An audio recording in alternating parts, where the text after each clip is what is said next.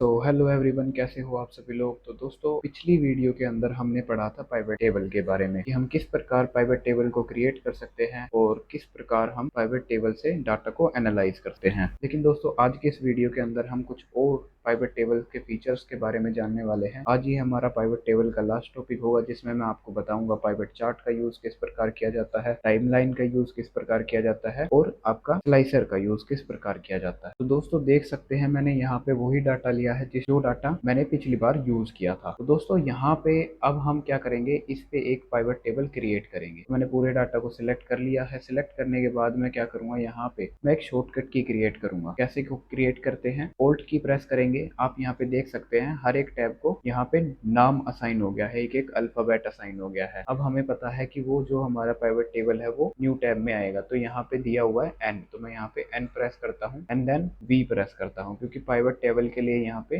We assign हो गया है। मैं यहाँ पे ऑल्ट एंड वी प्रेस करूंगा और टी प्रेस करूंगा, तो यहाँ पे ये पाइवट टेबल का ऑप्शन मेरे पास ओपन हो जाएगा। अभी फिलहाल मैं क्या करता हूँ, न्यू वर्कशीट पे एक पाइवट टेबल को क्रिएट करता हूँ। अब देख सकते हैं यहाँ पे पाइवट टेबल हमारी क्रिएट हो चुकी है। अब दोस्तों, मैं क्या करता हूँ, इसके अंदर सेगमेंट वाइज मैं प्रॉफिट देखना चाहता हूँ। तो ये प्रॉफिट को उठा के मैंने रखा और ये यहाँ पे हमारा क्रिएट हो गया पाइवट टेबल। लेकिन दोस्तों, मैं यहाँ चाहता हूँ कि मैं एक चार्ट क्रिएट करूँ। चार्ट दोस्तों, यहाँ पे आप दो तरीकों से क्रिएट कर सकते हो। पहला तरीका है कि आप इस डाटा पे क्लिक करो और इंसर्ट पे जाके यहाँ से आप कोई भी एक चार्ट को इंसर्ट करा लो। दूसरा तरीका है कि आप पाइवट टेबल एनालाइज पे जाओ और यहाँ पे जाके आप पाइवट टेबल एनालाइज पे जाओ और यहाँ आपको मिलेगा पाइवट चार्ट। पाइवट चार्ट पे आप क्लिक करो। जैसे ही आप पाइवट चार्ट पे क्लिक करोगे, आपके सामने बहुत सारे चार्ट्स के ऑप्शन आ जाएंगे। आप यहाँ पे कोई भी एक चार्ट क्रिएट कर सकते हो, जो भी आपको चार्ट चाहिए, line chart, column chart, pie chart, अलग अलग तरीके के चार्ट हैं। मैं यहाँ पे ले लेता हूँ लाइन चार्ट, या फिर मैं एक कॉलम चार्ट को इंसर्ट करा लेता हूँ। ओके किया तो यहाँ पे आप देख सकते हैं एक चार्ट इंसर्ट हो गया है, जहाँ पे आपका अलग अलग सेगमेंट वाइज डाटा यहाँ पे दिया हुआ है। जैसे अगर हम गवर्नमेंट की बात करें तो सबसे ज्यादा प्रॉफिट जो है वो गवर्नमेंट का है, और सबसे मिनिमम प्रॉफिट यहाँ पे किसका है, यहाँ पे आपका एंटरप्राइजेस का है। और माइनस में किसका प्रॉफिट है, यहाँ पे चैनल पार्टनर्स का, यहाँ पे माइनस में भी दिया हुआ है। तो यानी कि यहाँ पे टोटल प्रॉफिट दिया हुआ है। अब जो हमारा चार्ट है, जैसे ही चार्ट पे आप क्लिक करोगे, यहाँ पे आपका डिजाइन फॉर्मेट भी आएगा, जहाँ पे आप अलग अलग तरीकों के चार्ट के डिजाइन को इंसर्ट करा सकते हो। जो भी आपको डिजाइन चाहिए, आप कोई भी एक डिजाइन चूज करके डायरेक्टली उसको यूज कर सकते हो। ठीक है दोस्तों, और साथ साथ अगर आप इस पे राइट क्लिक करते हो तो यहाँ पे फॉर्मेट चार्ट एरिया पे जाके आप इसका फिल कलर, बैकग्राउंड कलर, एक इमेज पिक्चर पे लगा सकते हो। यानी कि यहाँ पे आप मोस्टली सारी चीजें कर सकते हो। वो थोड़ा आपको एक्सप्लोर करना होगा, क्योंकि वो पार्ट आपका फॉर्मेटिंग का है। अब फॉर्मेटिंग वर्ड के अंदर सीख चुके होगे, तभी आप एक्सेल यहाँ पे सीख रहे हो। चार्ट स्टाइल के ऑप्शन के अंदर जाएंगे तो सेम ऑप्शन यहाँ पे आपको मिलेंगे, अलग अलग टाइप्स के चार्ट आपको मिलेंगे। कोई भी एक चार्ट का आप डिजाइन यहाँ पे चूज कर सकते हैं। अब जैसे यहाँ पे ये टाइटल है, तो आप इस टाइटल को चेंज भी कर सकते हैं, और इस टाइटल को सिलेक्ट करके बैक स्पेस करेंगे तो ये डिलीट भी हो जाएगा। अब यहाँ पे लीजेंड दिया हुआ है, इस लीजेंड को मैं डिलीट करना चाहता हूँ, तो मैं इसको सिलेक्ट करके बैक स्पेस करूंगा, तो ये लीजेंड भी यहाँ से डिलीट हो जाएगा। अब यहाँ पे ये जो बटन है, अगर आप इसको भी डिलीट करना चाहते हो तो उसके लिए आप क्या करोगे, पिवट चार्ट एनालाइज पे आओगे और यहाँ पे आपको मिलेगा फेल्ड बटन्स। इस पे क्लिक करके आप इसको ऑफ कर सकते हो। ठीक है दोस्तों, अब यहाँ पे देख सकते हैं कि जो हमारा चार्ट है उस पे फालतू चीजें कुछ भी नहीं दी हुई। यहाँ पे लॉस भी दिखाया हुआ है माइनस में, जो एंटरप्राइजेस का है। लेकिन दोस्तों, यहाँ पे हम एक चीज करना चाहते हैं, जो हमने टाइटल यहाँ से डिलीट किया है, जो हमने लेजेंड यहाँ से डिलीट किया है, हम उसको वापस ऐड करना चाहते हैं। तो वो चीज हम कैसे कर सकते हैं, तो उसके लिए हमें क्या करना है, डिजाइन पे जाना है और यहाँ पे हमें मिलेगा ऐड चार्ट एलिमेंट। यहाँ पे हम अलग अलग चार्ट के एलिमेंट को रिमूव और ऐड कर सकते हैं। जैसे मेरे को चार्ट का टाइटल ऐड करना था, तो चार्ट टाइटल पे मैं जाता हूँ, यहाँ पे नन सेलेक्टेड है। मैं यहाँ से अबव चार्ट करता हूँ, तो आप देख सकते हैं जैसे ही मैं अबव चार्ट पे कर्सर को रखता हूँ, तो यहाँ पे क्या हुआ है, आपका प्रीव्यू आपको मिल रहा है। और मैं इसको क्लिक करूंगा तो यहाँ पे ये इंसर्ट हो जाएगा, बैक स्पेस करूंगा तो ये डिलीट हो जाएगा। तो यहाँ से आप बहुत सारी चीजों को रिमूव और ऐड कर सकते हैं। अब अगर हम बात करें ग्रिड लाइंस की, तो ग्रिड लाइंस पे जाएंगे तो यहाँ पे आपको अलग अलग टाइप्स की ग्रिड लाइन देखने को मिलेंगी, जो कि आप डायरेक्टली यहाँ पे इंसर्ट करा सकते हैं। उसके बाद आता है आपका लेआउट, जहाँ पे आपको प्री डिफाइंड लेआउट मिलेंगे। ठीक है दोस्तों, तो आप इसको भी इंसर्ट करा सकते हैं। उसके बाद है आपका कलर चेंज, यानी कि यहाँ पे आप अपनी जो भी कलर्स यहाँ पे लिया हुआ है उसकी थीम को यहाँ पे प्रॉपरली चेंज कर सकते हैं। देन आता है आपका स्विच रोज कॉलम। अब ये कैसे काम करेगा, इसके लिए हम यहाँ पे क्या करते हैं, हम यहाँ पे कंट्री को भी उठा के लेजेंड्स के अंदर डाल देते हैं। अब आप यहाँ पे देख सकते हैं आपका जो डाटा है वो रोज और कॉलम्स के अंदर भी आ चुका है। अब यहाँ पे स्विच एंड रोज ये काम यहाँ पे प्रॉपरली करेगा, यानी कि रोज से कॉलम में स्विच हो जाएगा और कॉलम से रोज के अंदर स्विच हो जाएगा। अब यहाँ पे प्रॉपरली देखिए, हमने यहाँ पे कंट्री को रखा था, लेकिन यहाँ पे आपका सेगमेंट आ चुका है और यहाँ पे सेगमेंट की जगह आपका कंट्री आ चुका है। वापिस इसको स्विच रोज कॉलम करके सही कर देते हैं। देन आप दोस्तों सिलेक्ट डाटा क्या करता है, आपके डाटा को यहाँ पे चेंज करता है। स्विच रोज टू कॉलम आपका सेम काम करेगा। एंड देन आपका आता है चेंज चार्ट टाइप। अगर आपको ये चार्ट नहीं चाहिए, आप इस चार्ट के टाइप को चेंज करना चाहते हैं, तो आप यूज कर सकते हैं चेंज चार्ट टाइप और यहाँ पे आप अपना नया चार्ट का डिजाइन लेके उसको इंसर्ट करा सकते हैं। एंड देन ये आपका इंसर्ट हो गया। कंट्रोल जेड मैंने यहाँ पे कर दिया है। अब आता है आपका मूव चार्ट, जो कि आप यहाँ से डायरेक्टली मूव कर सकते हैं एक शीट से दूसरी शीट के ऊपर। लेकिन दोस्तों आप इसको कंट्रोल सी से कंट्रोल एक्स से कट करके और पेस्ट भी कर सकते हैं। सेम आपका ये काम करने वाला है। देन आपका आता है पिवट चार्ट एनालाइज। अब देखिए दोस्तों, जैसे ही मैं पिवट चार्ट पे क्लिक करता हूँ और मैं यहाँ से इन सारी फील्ड्स को रिमूव कर देता हूँ एक एक करके, तो यहाँ पे आपका एक नाम शो हो रहा है पिवट टेबल 1, यानी कि ये आपकी जो पिवट टेबल है उसका नाम है। दोस्तों इस नाम को हम कैसे चेंज कर सकते हैं, पिवट टेबल एनालाइज पे जाएंगे और यहाँ पे हम इसको नाम दे सकते। हमने यहाँ पे एक चार्ट क्रिएट किया है, तो मैं यहाँ पे डाल देता हूँ पाइवट चार्ट, पाइवट चार्ट। ठीक है दोस्तों, अब यहाँ पे आप देख सकते हैं पाइवट चार्ट की टेबल यहाँ पे क्रिएट हो चुकी है। आप यहाँ पे देख सकते हैं जो हमारी पाइवट टेबल है उसका नाम पाइवट चार्ट के नाम से आ चुका है। अब फिलहाल मैं क्या करता हूँ, इसके अंदर वापस से चीज़ों को इंसर्ट कर देती है। हमारा कंट्री आ गया, कंट्री वाइज में यहाँ पे प्रॉफिट लेना चाहता हूँ, तो प्रॉफिट को उठा के मैंने इधर रख दिया। अब यहाँ पे आपका कंट्री वाइज प्रॉफिट आ रहा है, कंट्री को मैं रोज के अंदर। और दोस्तों आपको ये समझ में आया होगा चार्ट का सेक्शन, जहाँ पे आप अलग अलग डिजाइन को ले सकते हैं। एंड दोस्तों यहाँ पे मैं क्या करता हूँ, इसको थोड़ा सा ऊपर की तरफ रख देता हूँ। अब दोस्तों आपको ये समझ में आया होगा। अब दोस्तों मैं क्या करता हूँ, एक और नई पाइवट टेबल इंसर्ट करा, इसी को मैं कॉपी करके और नीचे पेस्ट कर देता हूँ। तो दोस्तों आप यहाँ पे देख सकते हैं जो भी हमारा डाटा है, जो भी पाइवट टेबल है, उसका नाम यहाँ पे पाइवट टेबल 2 आ चुका है, जो कि आप बाद में भी चेंज कर सकते हैं। एंड दोस्तों अभी आप यहाँ पे देख सकते हैं जो भी यहाँ पे कंट्री है उसका डाटा हमें प्रॉपरली यहाँ पे मिल रहा है, लेकिन यहाँ पे एक ऑप्शन दिया हुआ है जो कि रिफ्रेश का है। जो हमारा सोर्स डाटा है, जो भी हमारा सोर्स डाटा है यहाँ पे कनाडा, और कनाडा का जो भी प्रॉफिट है मैं उसको यहाँ पे मैनुअली हायर डाल देता हूँ सबसे ज्यादा, एंड इधर जाता हूँ। अब देख सकते हैं दोस्तों जो भी मैंने कनाडा का डाटा था, जो भी प्रॉफिट था उसको सबसे ज्यादा रखा था ना दोस्तों। तो यहाँ पे आप देखिए आपका प्रॉपरली आंसर नहीं आया। अब ये प्रॉपरली कब आएगा, जब मैं इसको रिफ्रेश करूंगा। तो पाइवट टेबल एनालाइज में जाके रिफ्रेश में जाके मेरे को यहाँ पे रिफ्रेश ऑल करना होगा। अब आप यहाँ पे देख सकते हैं जो हमारा कनाडा का डाटा था वो सबसे हायर है, और उसके सामने हमारा ये फ्रांस, जर्मनी, मैक्सिको, इसका डाटा कुछ भी नहीं है। तो आप यहाँ पे देख सकते हैं जो हमारा चार्ट है वो बिल्कुल ही विजिबल यहाँ पे नहीं है। इसमें से मैं क्या करता हूँ, एक दो जीरो कम कर देता हूँ ताकि आपको प्रॉपरली दिख। यहाँ पे इतना बहुत है। और अब मैं शीट 2 पे जाता हूँ और इसको वापस से रिफ्रेश करता हूँ, पाइवट टेबल और रिफ्रेश। अब यहाँ पे आप देख सकते हैं मेरे को थोड़ा सा और इसमें एक जीरो ऐड करने की नीड है। एंड यहाँ पे इसको फिर मैं रिफ्रेश करता हूँ, रिफ्रेश। अब आप यहाँ पे देख सकते हैं कनाडा का डाटा सबसे ऊपर आ चुका है। होप आपको ये समझ में आया होगा रिफ्रेश का काम क्या है। उसके बाद है चेंज डाटा सोर्स। अब मैं चेंज डाटा सोर्स पे जाता हूँ। जो भी डाटा सोर्स मैंने स्टार्ट किया था, जो भी डाटा सोर्स मैंने यहाँ पे लिया था पाइवट टेबल को क्रिएट करते टाइम, तो यहाँ पे क्या है, जब मैंने इसको सिलेक्ट किया तो आप देख सकते हैं यहाँ पे जो भी हमारा डाटा है वो लिमिटेड ही यहाँ पे सिलेक्ट हो रहा है। लेकिन बाई चांस आपका जो डाटा है यहाँ पे अपडेट हुआ, यहाँ पे कुछ रोज और ऐड हुई हैं, तब अगर आपको उसी पाइवट टेबल के अंदर उसको अपडेट करना है तो आप क्या करेंगे, पाइवट टेबल एनालाइज में जाके यहाँ पे आपको ऑप्शन मिलता है चेंज डाटा सोर्स, और यहाँ पे अपनी शीट को आप सिलेक्ट कर सकते हैं अपने अकॉर्डिंग। ठीक है दोस्तों, अब यहाँ पे मैंने कम डाटा सिलेक्ट किया था तो यहाँ पे मेरे को एरर थ्रो कर रहा है। होप आपको ये समझ में आया होगा।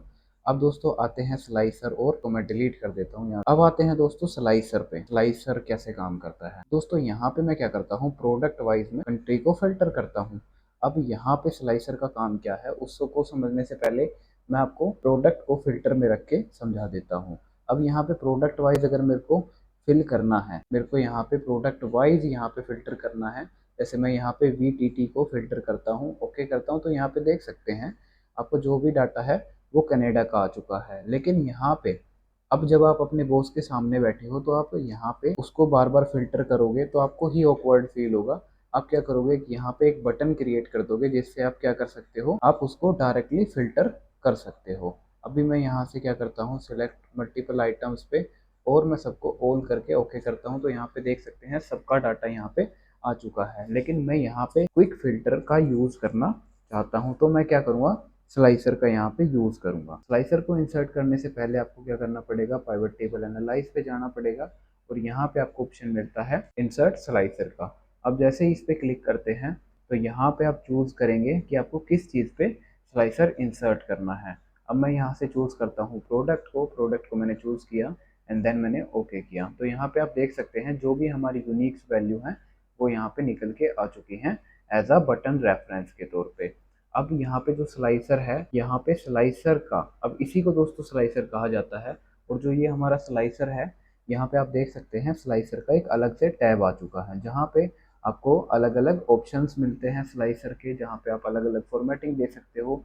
अगर आपको इनमें से फॉर्मेटिंग पसंद नहीं आती तो आप न्यू स्लाइसर स्टाइल पे जाके वॉल स्लाइसर को क्या कलर देना है, हेडर को क्या देना है, उसको फॉर्मेट में जा जाके आप अपना खुद का एक स्लाइसर क्रिएट कर सकते हो। अब ये स्लाइसर कब फॉर्मेट किया जाता है, ये फॉर्मेट किया जाता है जब आप कोई भी एक डैशबोर्ड क्रिएट कर रहे हो, क्योंकि वहाँ पे एक कलर थीम का यूज किया जाता है, कलर पैलेट का यूज किया जाता है। उसको मेंटेन करने के लिए हम इसको फॉर्मेटिंग यहाँ पे देते हैं। एंड राइट साइड में आते हैं तो यहाँ पे आपके जो भी बटन्स हैं आप उसको यहाँ से रोज टू कॉलम के अंदर शिफ्ट कर सकते हो। अभी यहाँ पे ये हमारा हॉरिजॉन्टली हो चुका है, लेकिन जब हमें इसको वर्टिकली चाहिए होता है तब हम ये कॉलम्स को सिंगल रखते हैं, लेकिन जब हमें हॉरिजॉन्टल चाहिए तो हम इसके कॉलम्स को बढ़ा देते हैं। अब यहाँ से इसकी हाइट, इसकी विड्थ दोनों को एडजस्ट कर सकते हैं। ठीक है दोस्तों, अब यहाँ और इसके राइट साइड से आप यहाँ पे इसकी हाइट को और जो आपका स्लाइसर है उसकी विड्थ को यहाँ पे प्रॉपरली एडजस्ट कर सकते हैं। उसके बाद यहाँ पे आप देख सकते हैं नाम दिया हुआ है। तो दोस्तों ये आपका, जैसे हमने पाइवट टेबल का नाम दिया था, यहाँ पे आप स्लाइसर का भी नाम यहाँ पे दे सकते हैं। मैं यहाँ पे डालता हूँ स्लाइस वन, एंटर किया। यहाँ पे देख सकते हैं स्लाइस वन के नाम से स्लाइसर का नाम असाइन हो चुका है। उसके बाद यहाँ पे है स्लाइसर सेटिंग, इस पे मैं क्लिक करता हूँ और यहाँ पे अगर आपको यहाँ पे स्लाइसर का हेडर हाइड करना है तो यहाँ पे जो हेडर है आप इसके डिस्प्ले हेडर को ऑफ करेंगे एंड देन ओके करेंगे तो यहाँ से आपका जो भी हेडर है वो यहाँ से चला जाएगा। अब इसको यूज कैसे करना है, अगर मैं यहाँ पे अम्ब्रेला पे क्लिक करता हूँ तो यहाँ पे आप देख सकते हैं ऑटोमेटिकली यहाँ पे फिल्टर आपका अप्लाई हो चुका है। जैसे ही मैं अम्ब्रेला पे क्लिक करता हूँ तो यहाँ पे आपका जो भी डाटा था वो फिल्टर होके आ चुका है। ठीक है दोस्तों, तो यहाँ पे आप देख सकते हैं जैसे ही मैं अम्ब्रेला पे क्लिक करता हूँ तो यहाँ पे अम्ब्रेला का डाटा फिल्टर होके आ गया है। मोन्टेना पे क्लिक करता हूँ तो यहाँ पे मोन्टेना का फिल्टर होके आ चुका है। अब अगर मेरे को मल्टीपल सिलेक्शन यहाँ पे करने हैं तो मैं यहाँ पे कंट्रोल को प्रेस करके मल्टीपल सिलेक्शन को ऑन कर सकता हूँ और यहाँ पे उन जो भी प्रोडक्ट है उन सब का डाटा यहाँ पे आ जाएगा। अगर आपको यहाँ पे रिमूव करना है जितने भी फिल्टर्स आपने यहाँ पे अप्लाई करे हैं तो यहाँ पे आपका फनल का ऑप्शन है जिस पे आप क्लिक करेंगे तो यहाँ से आपके जितने भी फिल्टर्स हैं वो सारे के सारे रिमूव यहाँ पे हो जाएंगे। होप दोस्तों आपको ये समझ में आया होगा। अभी फिलहाल मैं क्या करता हूँ, ये जो स्लाइसर है मूव करा लेता हूँ वर्टिकल हॉरिजॉन्टली। एंड दोस्तों अब मैं आपको बताता हूँ टाइमलाइन का किस प्रकार हम यूज कर सकते हैं। लेकिन दोस्तों टाइमलाइन को यूज करने से पहले आपके पास यहाँ पे डेट्स होना बहुत जरूरी है। मैं डेट्स को उठा के कॉलम्स के अंदर रखता हूँ और आप यहाँ पे देख सकते हैं आ चुका है 2013 और 2013 और Q3 Q4 2013 टोटल और 2014 का डाटा यहाँ पे आ चुका है। लेकिन यहाँ पे कहीं ना कहीं ये कॉम्प्लिकेटेड है। क्यों कॉम्प्लिकेटेड है, क्योंकि यहाँ पे सिर्फ 2013 का डाटा हमें मिल रहा है प्रॉपरली और उसमें Q3 का मिल रहा है। लेकिन मैं यहाँ पे चाहता हूँ कि मेरे को Q3 से 4 से और 2014 तक का डाटा मेरे को मिले। तो उसके लिए यहाँ पे मेरे को टाइमलाइन को इंसर्ट करना पड़ेगा। यहाँ पे देख सकते हैं क्वार्टरली आ चुका है, मंथ्स आ चुके हैं, जो कि ये आपकी हायरार्की होती है। मैं क्या करता हूँ फिलहाल इन सबको यहाँ से रिमूव कर देता हूँ। मैंने इन सबको यहाँ से रिमूव कर दिया है। अब पिवट टेबल पे जाता हूँ और यहाँ पे आपको मिलता है इंसर्ट टाइमलाइन का। अब जैसे ही मैं इंसर्ट टाइमलाइन पे क्लिक करता हूँ तो यहाँ पे आपको डेट का ऑप्शन मिलेगा और डेट को आप सिलेक्ट करेंगे। अब डेट का ऑप्शन ही क्यों मिला, क्योंकि जो हमारी शीट 1 है यहाँ पे उसमें आपकी डेट दी हुई है। ठीक है दोस्तों, तो मैं यहाँ पे इंसर्ट टाइमलाइन पे जाता हूँ एक बार इसको रिफ्रेश करता हूँ एंड देन इंसर्ट टाइमलाइन पे जाता हूँ। तो यहाँ पे आप देख सकते हैं जैसे ही मैंने इसको रिफ्रेश किया तो यहाँ पे आपका एरर आया कि ये जो आपकी डेट है उसको ये फाइंड नहीं कर पा रहा है। अब ऐसा क्यों है? क्योंकि जो हमारी शीट 1 के अंदर डेट है वो प्रॉपर फॉर्मेट में नहीं है। तो इसको क्या करेंगे, हम प्रॉपर फॉर्मेट में ले आएंगे। लॉन्ग डेट या शॉर्ट डेट दोनों चलेंगी। आप शीट 2 में आएंगे और इसको क्या करेंगे, रिफ्रेश कर लेंगे। एक बार रिफ्रेश करने के बाद इंसर्ट टाइमलाइन पे जाएंगे और यहाँ से डेट को सिलेक्ट करेंगे एंड देन ओके करेंगे। तो यहाँ पे आप देख सकते हैं एक टाइमलाइन यहाँ पे आ चुकी है। लेकिन दोस्तों यहाँ पे जो हमारी टाइमलाइन है उसके पास भी देख सकते हैं दोस्तों, यहाँ पे हमारी टाइमलाइन आ चुकी है और टाइमलाइन के ऊपर जैसे ही मैं टैप करता हूँ तो यहाँ पे टाइमलाइन का टैब यहाँ पे मेरे को मिल रहा है। अब जिस भी टाइमलाइन का जो भी फॉर्मेटिंग आपको देनी है आप यहाँ से दे सकते हैं। सेम ऑप्शन है जैसे आपने स्लाइसर के अंदर देखा, यहाँ पे कुछ ऐड हुआ है। जैसे आपका हेडर है, अगर आपको हेडर चाहिए तो आप यहाँ से हेडर को रख सकते हैं। सिलेक्शन लेवल आपको चाहिए तो आप उसको रख सकते हैं। स्क्रॉल बार आपको चाहिए तो आप उसको यहाँ पे रख सकते हैं और टाइम लेवल आप रखना चाहो तो यहाँ पे टाइम लेवल को भी रख सकते हैं। मंथ्स की बात करें तो यहाँ पे मंथ्स में भी आप रिकॉर्ड ले सकते हैं, ईयर वाइज भी ले सकते हैं। आपको 2014 का चाहिए, 2013 का चाहिए, आपको मंथ वाइज चाहिए या फिर क्वार्टर वाइज चाहिए तो आप यहाँ पे Q2 का देख सकते हैं, Q4 का देख सकते हैं। Q2 में यहाँ पे डाटा नहीं है। और अगर आपको मंथ्स वाइज चाहिए तो यहाँ पे मंथ्स को भी आप ले सकते हैं। अगर मैं बात करूँ तो जनवरी की, तो जनवरी में यहाँ पे कोई भी सेल्स नहीं हुई। फरवरी, मार्च, अप्रैल में भी यहाँ पे कोई भी सेल्स नहीं हुई है 2013 में।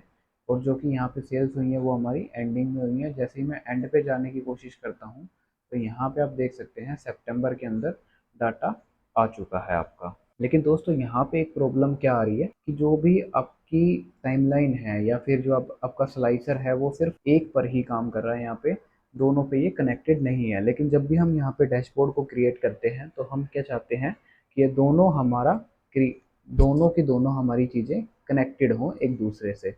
दोस्तों यहाँ पे एक ऑप्शन आपको मिलता है रिपोर्ट कनेक्शन का। अब चाहे वो बात हम स्लाइसर की करें तो स्लाइसर पे भी हमें मिलेगा रिपोर्ट कनेक्शन।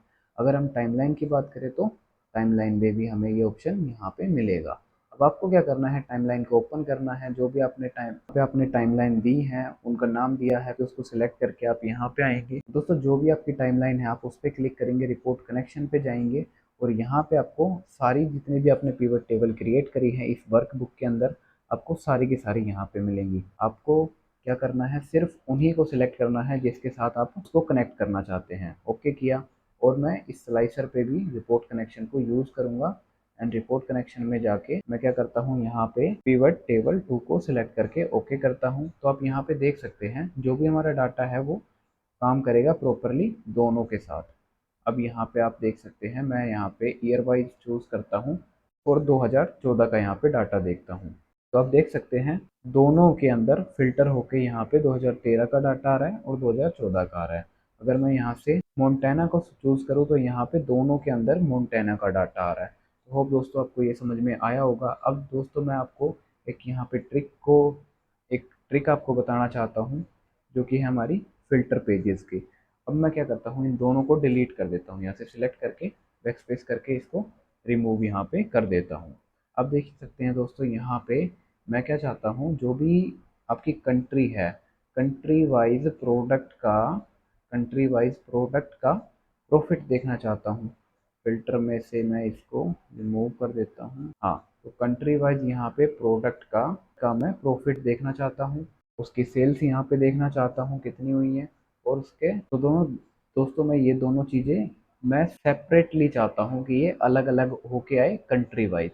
तो दोस्तों क्या करेंगे, हम उसके लिए पिवट टेबल एनालाइज पे जाएंगे और यहाँ पे आपको मिलेगा ऑप्शंस के यहाँ पे ड्रॉप डाउन मिलेगा। ड्रॉप डाउन पे क्लिक करेंगे और यहाँ मिलेगा आपको शो रिपोर्ट फिल्टर पेजेस। इस पे क्लिक करेंगे और यहाँ से कंट्री को चूज़ करेंगे क्योंकि हमने फिल्टर में कंट्री को रखा हुआ है एंड देन ओके। आप देख सकते हैं यहाँ पे फ्रांस का अलग आ चुका है, जर्मनी का अलग आ चुका है, मैक्सिको का अलग आ चुका है, यूएसए का अलग आ चुका है और जो हमारी शीट थी वो भी आपकी यहाँ पे आ चुकी हैं।